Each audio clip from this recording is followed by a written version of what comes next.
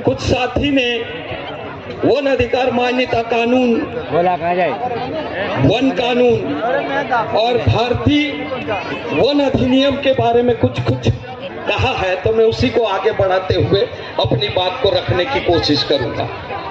साथियों, जिस तरह से 1857 से लगाकर 1935 तक अलग अलग इलाके में अलग अलग आदिवासियों ने अपना खून देकर इस देश को आजाद करवाया था, ये गुजरात, ये राधी पागड़ी की टीम है। और इस देश के जो काले कानून थे उन कानून को बदलते हुए 1935 में आदिवासियों के लिए अलग प्रावधान की व्यवस्था करवाए थे।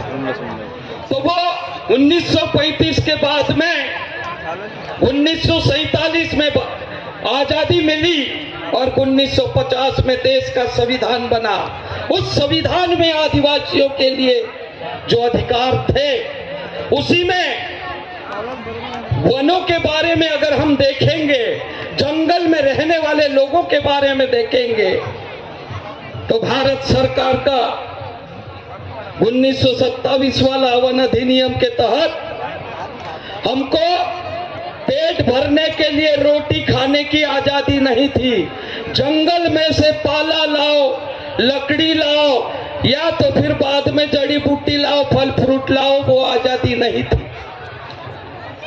वो आजादी को लेकर लड़ते लड़ते देश के आदिवासियों ने अलग अलग जगह आंदोलन किया और आंदोलन करने के बाद में 2006 में वन अधिकार मान्यता कानून को बनवाया। क्या था वन अधिकार मान्यता कानून? वन अधिकार मान्यता कानून में 3 प्रकार के अधिकार दिए थे। एक व्यक्तिगत अधिकार, दूसरा सामूहिक अधिकार, तीसरा सामुदायिक अधिकार। कानून बन गया, लेकिन जो है कानून को जो है लागू करवाने वाली सरकारें जानबूझ के उस कानून को लागू नहीं करवाई, और जिस ढंग से कानून का प्रचार प्रसार होना चाहिए था, उस कानून का प्रचार प्रसार नहीं होने के कारण जंगल में रहने वाले लाखों लोगों को उनके अधिकार नहीं मिले। और उसी बीच में साथियों, बड़ी दुख की बात तो यह है कि भारत सरकार ने सर्वे करवाया कि वन अधिकार मान्यता कानून से भारत की कुल जमीन, जंगल जमीन, तो भारत की कुल जंगल जमीन 75,000 करोड़ एकड़ थी। उसमें वन अधिकार मान्यता कानून के बनने के बाद में लोगों को 50,000 करोड़ हेक्टेयर जमीन उनको मिलने वाली थी।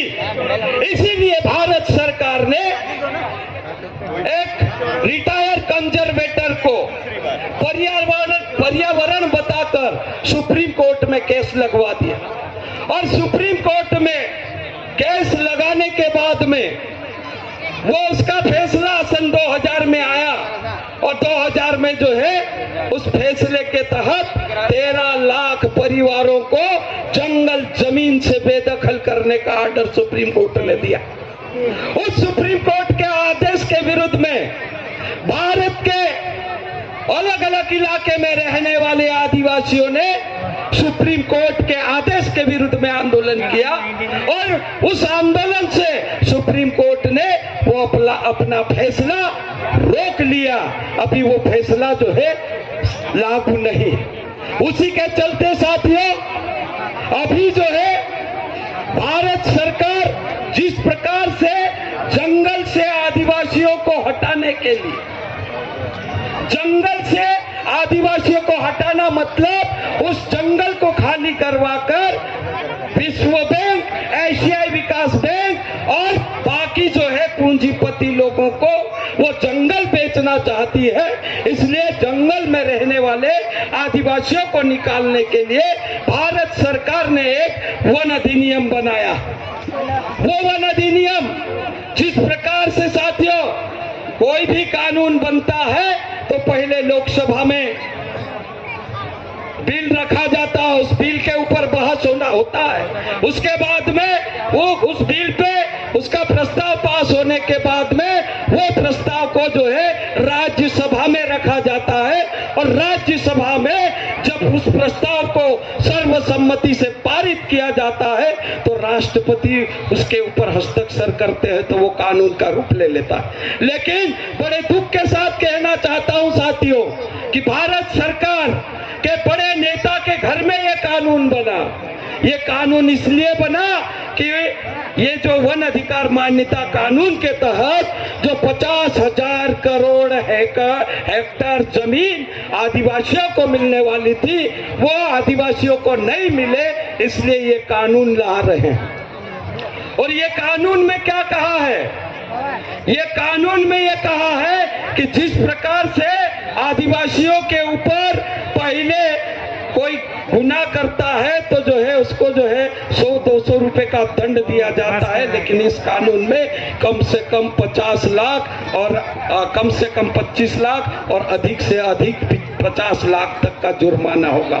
साथियों, और तो और ये दंड की बात तो ठीक है, लेकिन कानून ये कह रहा है कि जिस प्रकार से कोई अपराधी अपराध कर लेता है तो उस अपराधी को कोर्ट में पेश करने के बाद में वो अपराधी अपना गुनाह सिद्ध करने के लिए एक तो वकील खड़ा करता है, दूसरा जो है अपने जो है गवाह तैयार करता। लेकिन इस कानून में साथियों वो मजिस्ट्रेट जो है जितना फॉरेस्ट गार्ड लिख के दिया है उसी आधार पे जो है उस मुलजिम को सजा करेगा।